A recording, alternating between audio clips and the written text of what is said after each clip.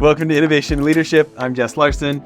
On this episode, we've got repeat guest, Brent Thomson, but it's been about 7 years, so I figure we're due for an update. Brent, founder of Jive, founder of Blip Billboards. What else am I missing for some career highlights?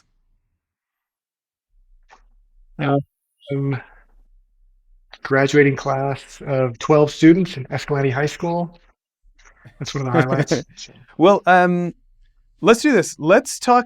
Why don't you give us a little bit of the Jive life cycle, and then let's jump into Blip. Okay. To understand the Jive setup, you kind of have to understand the setup. I started my first company accidentally. I was a sophomore in college. I was studying electrical engineering at the time, but it overlaps a lot with computer science. I learned to code. I could code, and people wanted code written, so they started paying me. And before I knew it, I had this little business. And it was just a crummy little software engineering firm. It's okay as a business model. I wasn't cut out for it, I would say, but it did okay. One of our customers was a river rafting outfitter. We wound up building a website and then a booking system. And then finally, after a few years, it grew into just a full-on ERP system for river rafting outfitters. We came to find out they were the second biggest outfitter in the country, and they were state-of-the-art the way they were doing it previously, which was 100% paper. And so together with them, we spun that out, packaged it up, and started selling it to other river rafting outfitters. They eventually bought us out of that, and which effectively bought us out of the engineering firm as well. Most of our man hours were spent on that project by then.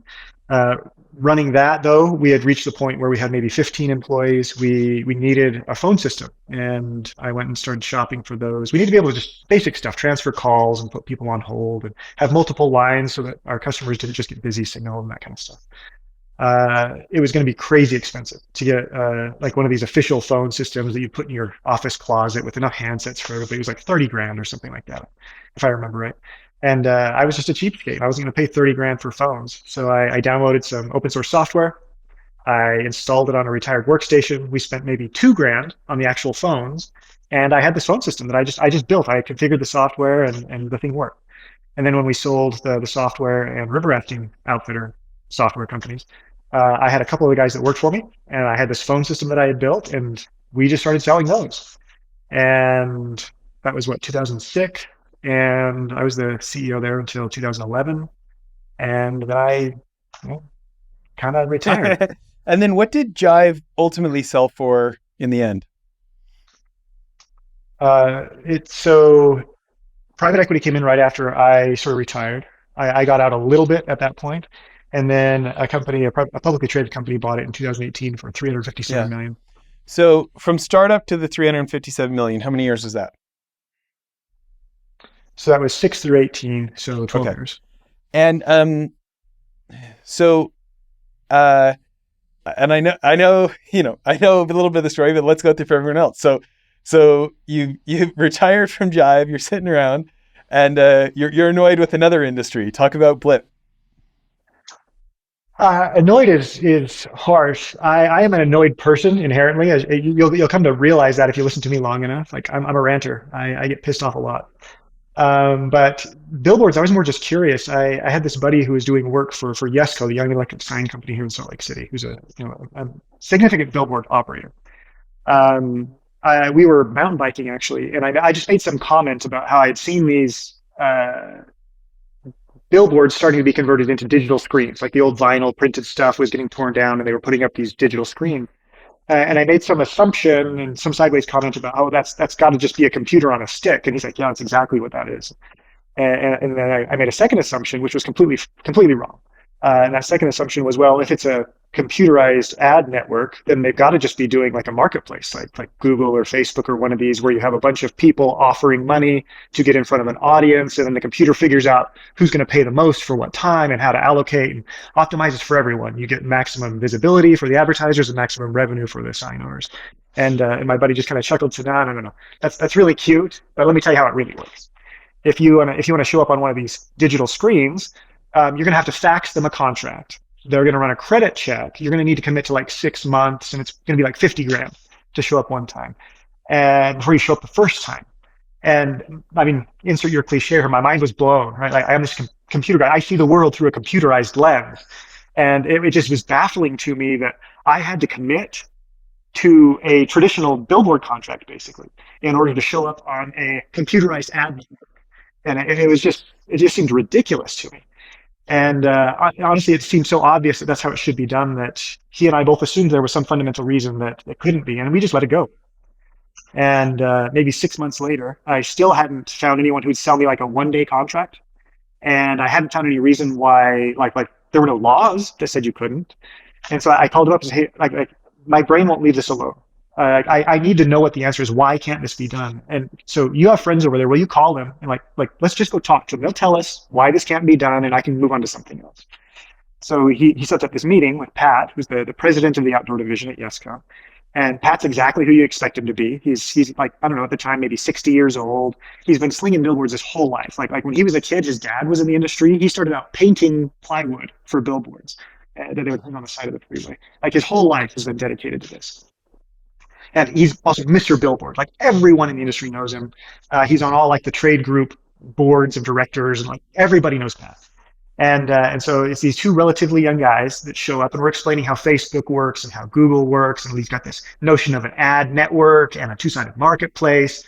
And after that, we just asked so there's like why can't that be done for billboards? And Pat, he just shrugged, he pounded his fist on the table and said, I don't know, maybe nobody's thought of it. That's the future though. Let's go do it.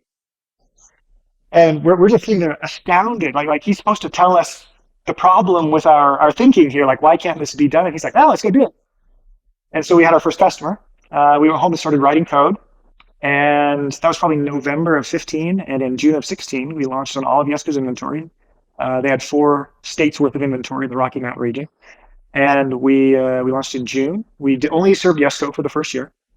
At about the year mark, we had figured out how to run the business around it, how to get the ads out to the signs, get the proof of play back, how to build the credit cards for the advertisers, all of that. And we started going and attracting other sign owners across the country.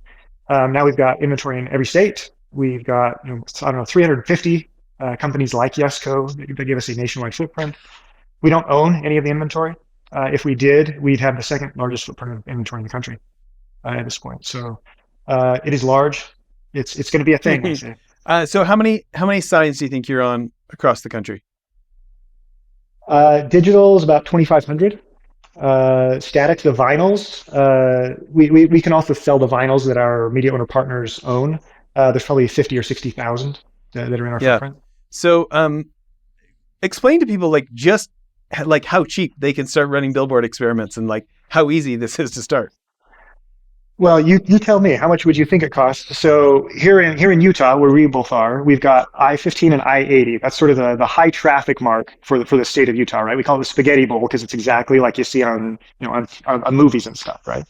So there are a couple of signs right there. How much would you expect? So the ads run for 8 seconds. How much would you expect an 8-second play costs right there? Well, it's not fair because I know that you have right on the website, try your first experiment for $10. Yeah. And it's sometimes it's only cents per blip. Yeah. Yeah. So $10 is an overestimate. We put that on there, just giving people some idea. You don't want to run one ad one time. That's not going to be terribly effective as an ad campaign. What you really want to do is a lot like you do online. You just want to set a daily budget and you set your target, signs, your target audience effectively, and then just let it run. So the price question, it depends on the sign and the time of day. So, that one at rush hour might be 40 cents every time your ad shows. The same sign at 2 a.m. might be a nickel. So it'll vary roughly by the traffic that people anticipate are going past there. It's just supply and demand. There are lots of people who want to advertise on that sign during the day when there's lots of cars, and a lot fewer advertisers vying for the space at 2 a.m. Tell you what, though, if you're targeting truck drivers, you're a truck stop, man, you get some cheap advertising that targets those guys that are on the road at night. That's great. And I saw some crazy numbers. I don't know if they're updated of how many customers you guys have had now. So accounts created almost 300,000. We have a very, standard, I would say, funnel shape. Maybe 10% of those spend money. So, we'll have a 10% conversion Yeah. ratio on that. But free accounts, Yeah. almost 300,000. So, and so let's arguably call it 30,000 paying customers, roughly. Um, and Yeah, do you guys share what your valuation is or anything like that at Blip? Okay. we So, don't know. well, we'll use Jive for fun then. Uh, there's so many both fund managers and like founders, CEOs who listen to the show, and they really love, the stories I hear back are like, man, I loved hearing how they did it, and then also how they survived like the terrible times. So, why don't we start with what's a $357 million success secret?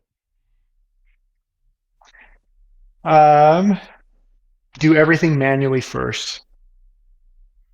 So people like to throw around terms like fake it till you make it, and nail it and scale it, and minimum viable product.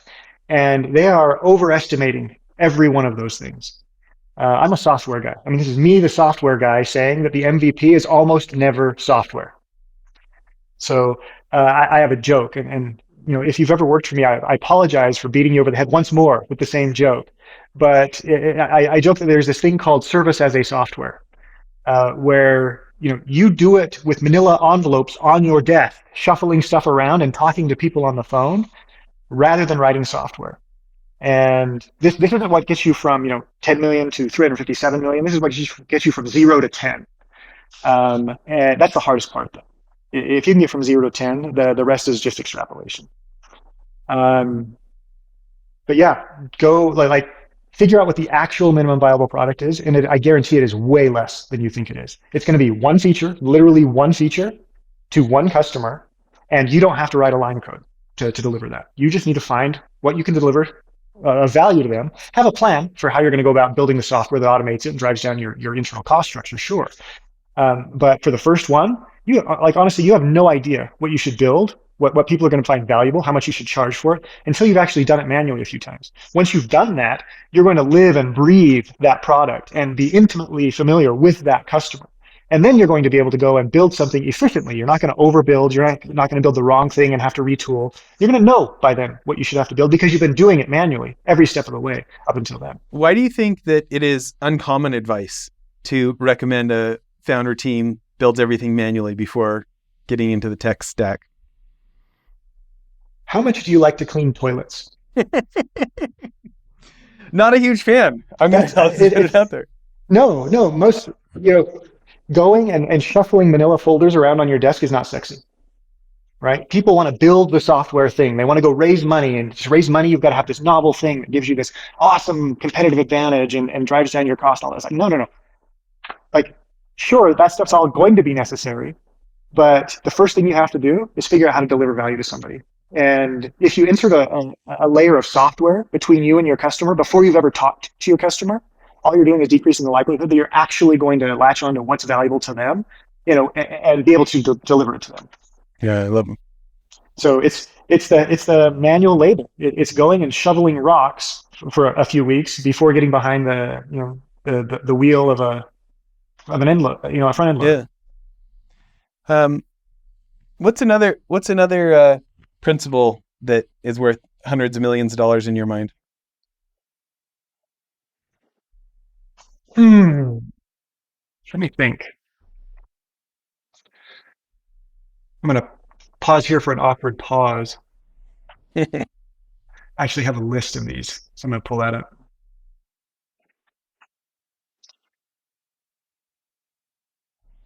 Sound effects. I like that. Sorry, about how many on the list? Silence. I'm intrigued here. A few.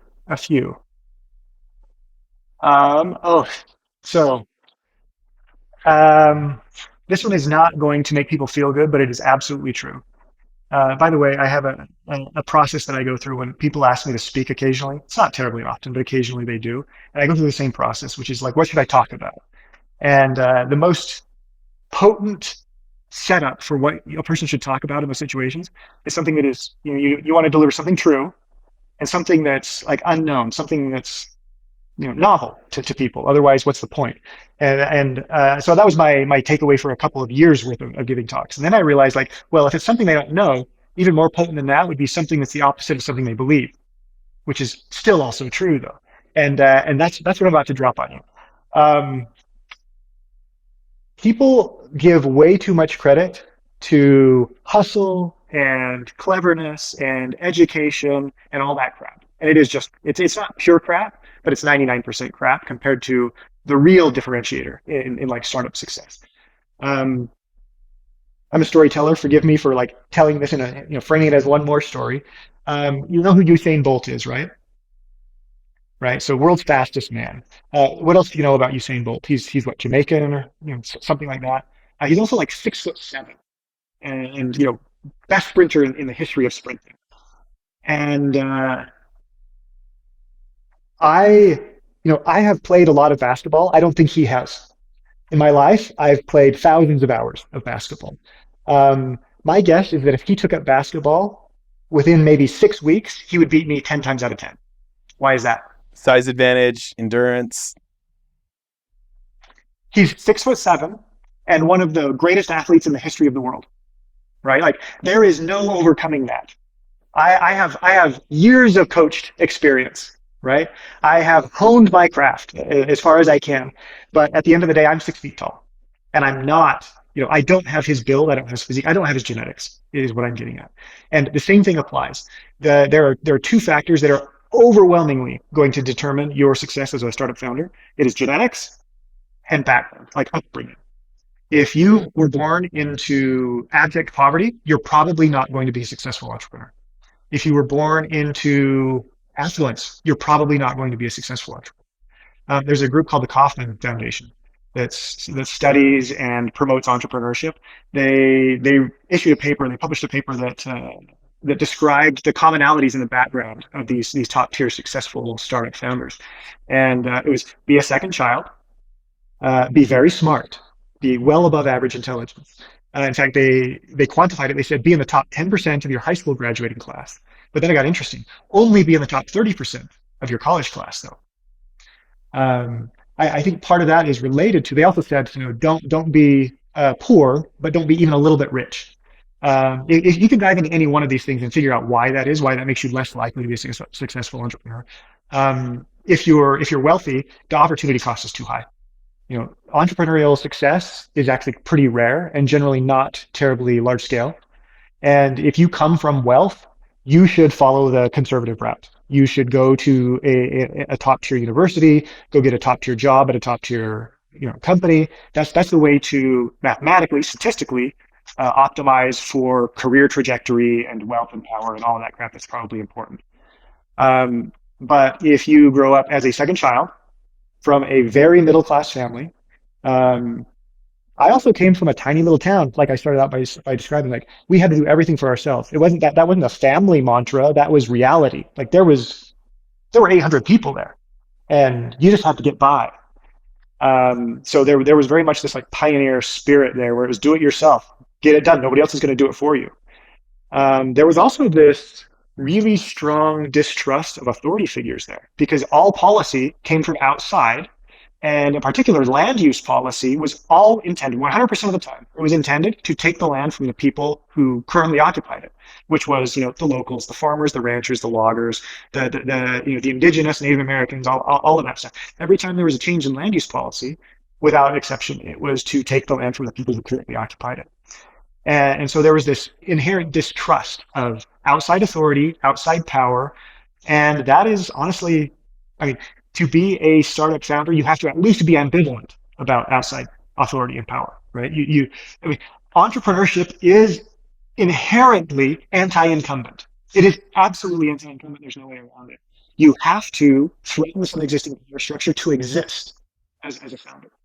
And it sure is helpful if you see the world that way, because that's how you were born. So anyway, that would be my long answer to your relatively simple question, which is, what turns the probabilities of success in your favor.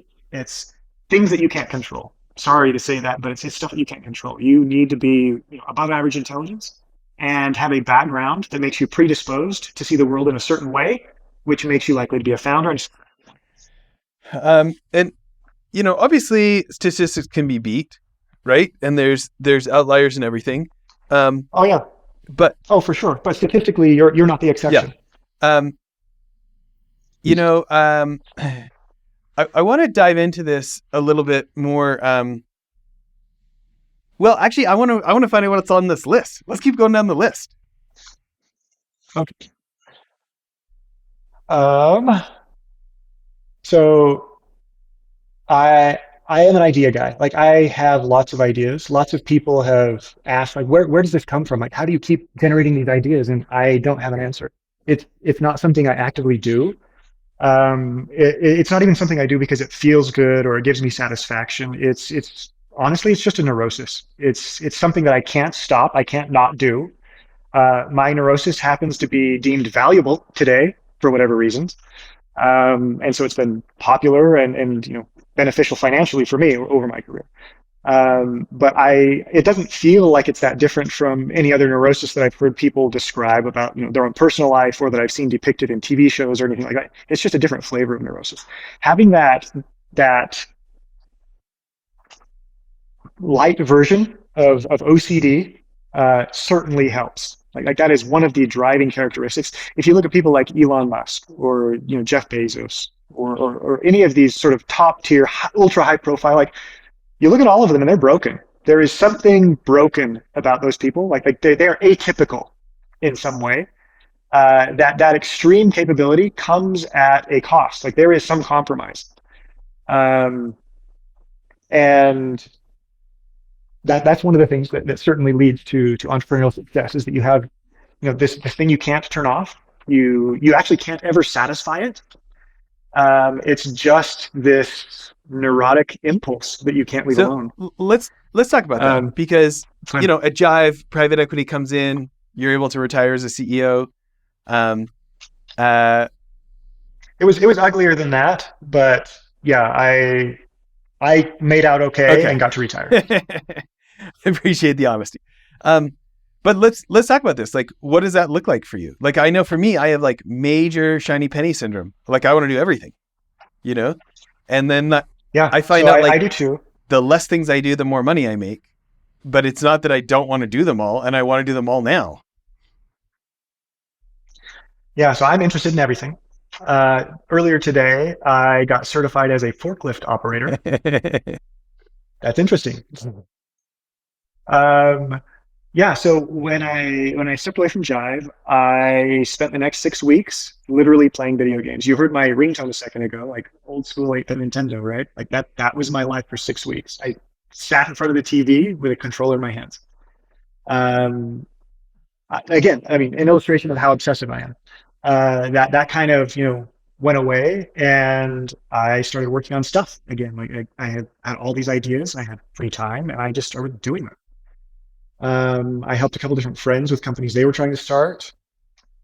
And I mean, it was only 4 years. I mean, 2011 till 15 when Blip kind of spun up, and so for I guess 4 years, I guess I had recently gotten married when I retired, and then we started having kids and traveled a little bit and tinkered around with a couple different things, and then Blip kind of sucked me in, and everybody else along with it.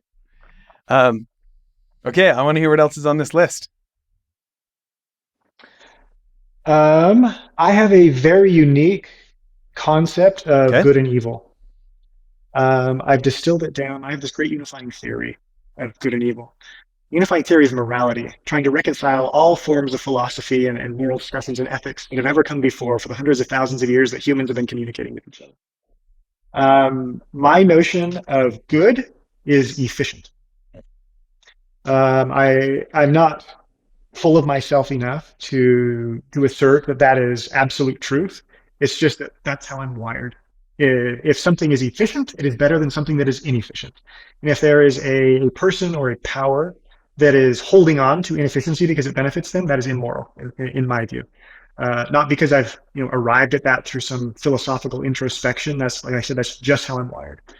I don't think that's unique to me, though. I think if you go talk to any engineer worth their salt, there's a heavy dose of that. Like they are in the same boat. Efficient is simply better. And if you stretch hard enough, you can fit everything into that mold.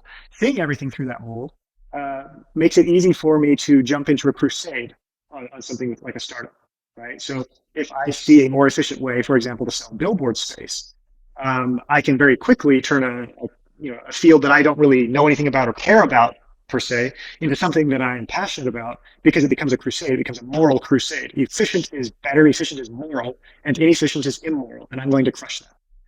And so that's one of the things that has certainly led me. And by the way, when you say like what leads to success, I'm not silly enough to project what has led me to success onto everyone else universally. But this is certainly one of the characteristics that has led me to success, is that I can get into whatever feels good and righteous to me, or try to squash whatever feels immoral. And again, my version of good and evil is a very convenient one given today's value allocation in the market. So what's a practical example of how that shows up now that you've built Blip and it's 30,000 plus customers or things like that? How does that show up? Like I make sense in how the business got started in the first place. How does that show up day to day in your continuous improvement or something like that?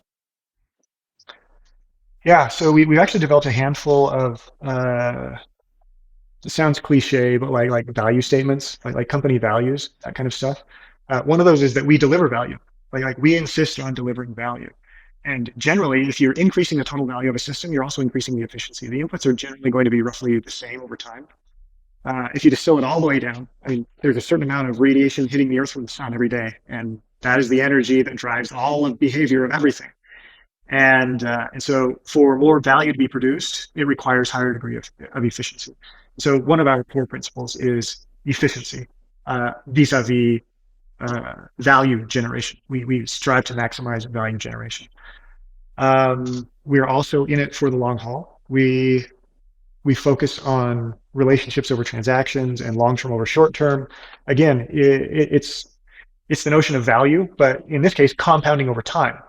If you're going for long-term value, you can generate more value. You just can, if you're willing to patiently build over time. So what's an example of something you fixed last year or that the team identified last year looking through this lens? In the last year. Or last year or two, I don't know, sometime recently, like well into the business. Well, the existence of the marketplace, the genesis of the company was a huge, economically efficient leap forward. Here's a good one from the last year. We've been struggling with the same problem as the industry. The industry's been struggling with it for 100 years. We've been struggling with it for 8. The issue is, what does a billboard actually do? How do you quantify, like if I put my ads on a billboard, what do I get for it? Like, how do I quantify that? Attribution is really hard. But without understanding what it is that you get for it, you can't really understand how you should use the medium. I think there are probably some very sophisticated advertisers that do a really good job with billboards, but they don't share, how they do that good job. They just use that for their own competitive advantage internally. And so one of the things that we've done is try to dive into, like, what is the billboard actually doing to an audience, so that we can then optimize, i.e. make more efficient that process of delivering whatever that value is. What we've concluded is that a billboard delivers repeat impressions to an audience. So the same person, for example, is shown the same ad multiple times over a period of time. If you're advertising frequently enough, your message will be lodged in their brain kind of consistently over a long enough period of time that their brain will start to treat that as authoritative. That's the goal of the billboard, is to place a message, a suggestion, authoritatively in the mind of a user. Now, the part about efficiency and therefore morality, ethics, value, whatever, is that there is a sweet spot. If you're only showing your ad to a person, say, once every 10 years, it's probably not doing a dang thing. You're going to still spend some form of money on that, but you're not going to get anything for it. Like, to me, that's immoral. You are paying something and getting nothing. On the other extreme, though, the same thing happens. If you're showing the same ad to the same person every 30 seconds, 24/7 for months at a time, like, you're overexposing by a lot. You're paying way too much to get that sort of saturation, and the marginal value that you're receiving beyond a certain point drops off precipitously. So what we've calculated is that you need to be showing your ad to an individual roughly 6 times every 90 days is what you should be going for, so that you're consistently present. Once every week or two, they're seeing your ad, and that will, in their brain, you will be consistently present. That concept will be there to the point that it just starts becoming reality. And so if you're only getting 1 impression, say, per 90 days, or if you're getting 20 impressions per 90 days, those are both incredibly inefficient uses of your billboard budget. You should be shooting for 6 repeat impressions per person per 90 days. What's another billboard best practice? Don't put your face on a billboard. Okay. Like, unless you are like a card-carrying professional model, do not put your face on a billboard.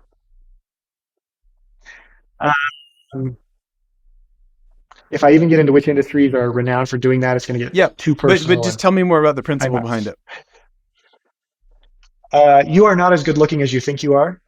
You don't hold a candle to the actual professional like actors and models. If your only competitive advantage in your business is who you are, not what you deliver of value, then you need to retool something else in your business rather than making it personal, trying to get people to feel some affinity for you, the human being. You need to deliver some form of value rather than being the person that they're transacting with. You need to just deliver value. The other best practices I would say are use fewer words than you think. Do not put your business card on a billboard. The general guidelines are like 5 words or less. 5 is certainly an upper bound. Like, if you can get it, the fewer the words, the better. Kind of like YouTube thumbnails. Bigger font. Yeah. It's actually very parallel. The font sizes need to be bigger than you expect. The contrast needs to be higher. And for heaven's sake, if you're selling a visual product, put a picture of the product up there. I have a friend, you know him. He sells churros. And it's like, oh my gosh, put a picture of the churro on a billboard, your phone is going to ring, right? Like that is a product like that is a gift from God. You should just put the picture of a steaming churro on the billboard and let people call you. Any other design tips or philosophical tips for folks considering a digital billboard? Let's see. I mean, if you want like an in-depth breakdown of the design do's and don'ts, just go to our website, blipbillboards.com. There's a whole bunch of guidelines for the artistic side of stuff. I would say philosophically, understand that it is a different medium than online advertising, for example. If you've ever done any sort of marketing, you've probably run into this concept of a marketing funnel, where it's wider at the top and narrower at the bottom. Anything clickable is at the very bottom of the funnel, right? Like you're asking someone to transact right now. Anything that isn't clickable is not at the bottom of the funnel. So don't treat it like it is. Billboards, television, radio, these are all audience-based. They're not one-on-one. You don't know the identity of the person. There is no ability to transact real time. Someone can't, buy now as they're driving past your billboard at 80 miles an hour. It's not going to work. They can't even sign up for your mailing list, going past the billboard at 80 miles an hour. You can't put a QR code on there. We'll simply reject it because it's not safe for somebody to pull out their phone and try to scan the thing while they're cruising past. But best practices: don't expect billboards to act like online advertising. They are a different medium higher up the funnel. They should flow into your bottom of funnel advertising. You should have a comprehensive strategy that includes all segments of that funnel. Billboards are going to be far cheaper in CPM terms than online advertising, but they're also going to be higher latency. However, if you get into the math, if anyone out there knows what a discount rate is, billboards are a fantastic investment if you view through the lens of discount rate. Your latency online is basically zero. It's a couple of seconds. You put your dollar into Google and you get your $2 out like 10 seconds later. Billboards, the CPMs are a fraction of what they are online, but the latency might be 6 months. However, the effective discount rate over a 6-month period is probably like 60%. You are not going to find better investments for your business than something that carries a 60% discount by waiting only 6 months for that thing to pay off. So, I mean, that's an effective like growth rate of like 120%. So fantastic medium. If you use it right, you anticipate the latency, you use it to set up transactional advertising lower down in your funnel. Don't expect it to be transactional. Yeah. Well, maybe to finish off here, I know we're about out of time. What's one tip for, founders, business owners, people in the single digit millions trying to get to the tens of millions, with a hopeful to the hundreds of millions eventually, but that jump from single digit millions to double digit millions. So the jump from singles to tens, it's really pretty linear. You can still brute force a lot of stuff at that scale. To get from tens to hundreds, you've got to automate everything. You've got to have a sales process that's just humming. You've got to have operations just humming. Finance has to be humming. HR has to be humming. You can scale pretty linearly from 1 to 10. So maybe I'll twist your question a little bit and answer it slightly differently. And that is, what are the things that you need to do between 1 and 10 so that you're in a good spot to get to 100 after that? I'm actually going to reframe it again, like things that I've screwed up in the past, like things that I should have done differently. Start thinking about culture as soon as you have people there. Like as soon as you start bringing, like you should have you and a founder, first of all. Like there should only be 2 co-founders. That is the right number. There is not another number that is appropriate. 2. Second, as soon as you have another person there who is not a founder, they can have a big chunk of stock, sure, but they're just an employee. Even if you're paying them with all stock, they're still just an employee. That's a different philosophical rant for a different day. But as soon as you have that third person there, start thinking about culture. In the early days, your company is going to inherit your personality, your co-founder's personality. By the time you get to maybe 5 total people, you're not going to be able to rely on simply osmosis to spread your personal personality throughout the company. You're going to have to start being thoughtful and strategic. Like, what do we want the culture to be?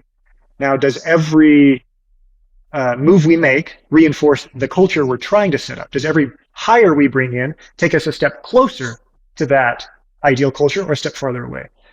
So have that conscious conversation, probably with your co-founder, maybe with yourself, but figure out what is the culture going to be, the ideal culture, and then screen everything through that lens. Another thing I've screwed up, I would say, is having professional finance skill. I can hack it. I can brute force it. I'm good with maths. But there is a big difference between, being an engineer and being able to do calculus and having a sense of how the American monetary system works in a way that lets you be financially prudent with a lot of stuff. The hard part, spoiler, the hard part is not the math or the numbers. The hard part is human nature. It's understanding what the humans want that you now employ, and what the government wants that now oversees you from a regulatory standpoint, and all of that stuff. If that is your personal area of personal competitive advantage, you had better be starting a company in the tax prep business or something like that. And if it's not your area of personal capability, you should hire that or outsource that. You should not take that on yourself. Same goes for legal. Just search and replace finance for legal, and that whole speech still applies there. You should build a product and serve a customer that you have a specific connection to, you have a unique advantage in, and the vast majority of founders are not accountants, FP&A people, or lawyers. I know people from all 3 of those who are quite successful as founders, but they are outliers. I love it. Well, anything you want to leave people with as we close off here? I think that more people should be founders. I think that more people should work for small companies. You heard me sort of get on my high horse about anti-incumbents and all of this stuff. Incumbents are a big problem. They're a problem politically. They're a problem commercially.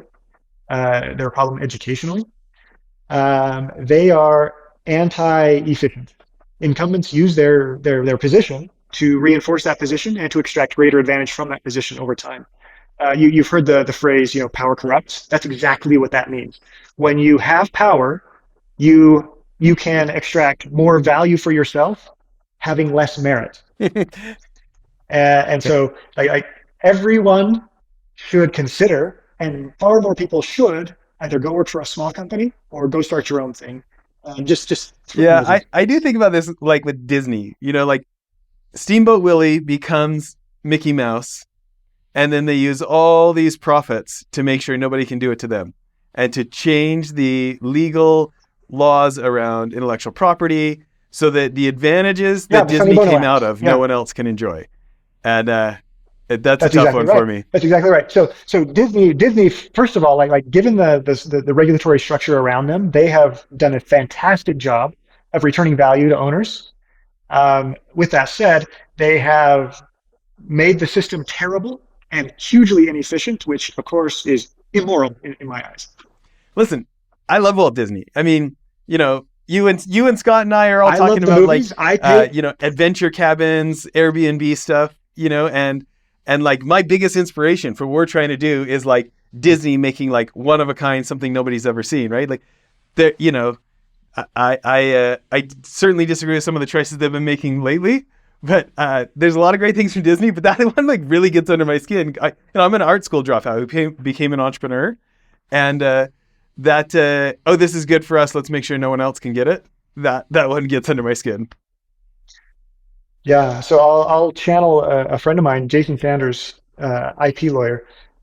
He said it really well. He said, look, the point of what's the term in copyright? The whole point of intellectual property law, in his assertion, is that the government, which serves the people, should be optimizing for maximum value of intellectual property in the public domain. It's not the tightly held maximum value. It's not the highest concentration of value. It's that you should promote the generation of works of the highest value and as quickly as possible transitioning them to the public domain. And I wholeheartedly anybody who likes at all what Brent and I are saying should go listen to Kirby Ferguson's series, Everything is a Remix, and go to the chapter on patent trolls and how like copyright laws and patents and things were like the original language when we got it in US law was for the distribution of good ideas. And they're like, hey, listen, we need to let them lock it up for 20 years so they can make some money so it incentivizes people to do it in the first place. And then they need to make a living so that they can go produce again. Not you need to make one thing once and then nobody can benefit from it forever.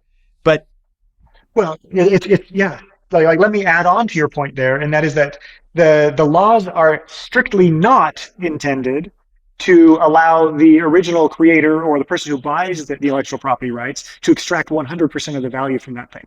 Like the goal of the laws is to give them the minimal incentive possible before it hits the public domain. It's to transfer maximum value to the public domain, not to the creator. Listen, I don't even fault the folks who are like, wow, this has been so great for 20 years. Can I change the book a little bit so I can recopyright the new version of it or something? But it's the predatory lawsuits of like, yeah, but what about the uncopyrighted version that you're protecting and pretending that it's still copyrighted when it's clearly in the public domain, or these kind of things? Well, even more blatantly than that, right? The patent term is 20 years, right? Like people are pouring billions into pharmaceuticals for the hope of 20-year monopoly, right? And somehow we need, on copyrights, we need life of the author plus 90 years. 90? Like the guy dies and then the clock starts ticking for 90 years? Like that's an abomination.